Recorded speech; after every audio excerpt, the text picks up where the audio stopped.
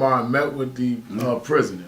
His name was Tupac Shakur. Oh. And I helped him negotiate getting Tupac out of solitary. They let him out. And I told him, I said, man, you're brilliant. He was bright. We spent 2 hours.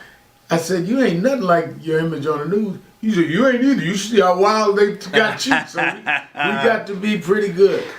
Wow. I went to see him the second. I told him I'm going to come back and check on you. Just like 30 years later, I went to see Meek Mill in jail 2 weeks ago. Wow. So the kids would know me with Meek Mill. Yeah, they think Tupac is like Frederick Douglass. I mean, hey, you get older, life changes.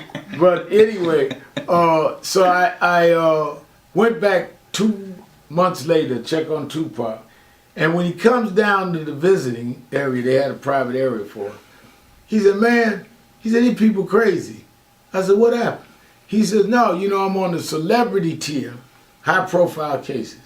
And this guy down the block from me, the cell block from me, said, you go down there to see Al Sharpton?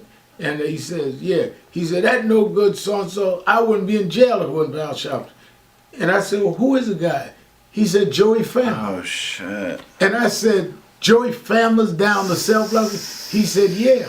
And he didn't know what Joey Fama was in jail for. Wow. And I told him that guy was convicted for killing Yusuf Hall. He knew the case, but he never connected that it was Joey Fama. Wow. So it's like life goes in circles. Wow. So, all right. So you get a lot on your podcast. Y'all, you taking care of y'all? Yeah. Right. Well, I'm doing this for y'all. So, and here's the thing: you're not being self-righteous here, because at that second, we're at one of the events. You actually got stabbed, right? In marching in Bensonhurst on one Saturday, we would always get out. We drive in, bring buses and cars. Driving, the people was throwing stuff at us. I think the most amazing part is you found parking. Yeah, well, we parked where the kids play during the week. And they get around us and march us out and try to block the watermelons and the bricks and make sure nobody ran out of the crowd. We were coming out, and this guy ran and like hit me in the chest, like right here. And I said to myself, this guy punched me, and I looked down, a knife was sticking out my chest. Wow. And when I saw the knife, I instinctively pulled it out. When the air hit the wound, I went down. And then when I went down, they started screaming. Yeah, 200 cops out there, no ambulance. Wow. So they threw me in somebody's car and drove me to Coney Island Hospital. And, you know, it punctured me a little, but I was all right. But you go through surgery. Yeah.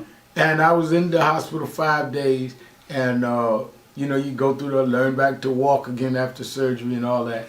So, I mean, like 2001, I went down to Puerto Rico. There was this Navy base in Vieques. We said it was causing asthma. We protested. They gave me 3 months in jail.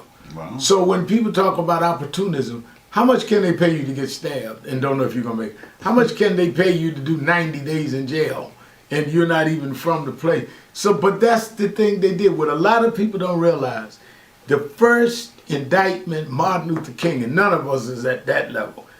They indicted him saying he stole the money from his organization, the Montgomery Improvement Association. Because the first thing they try to do is make people distrust you like you in it for something. Correct. And if they can smear you, then you won't listen to the message.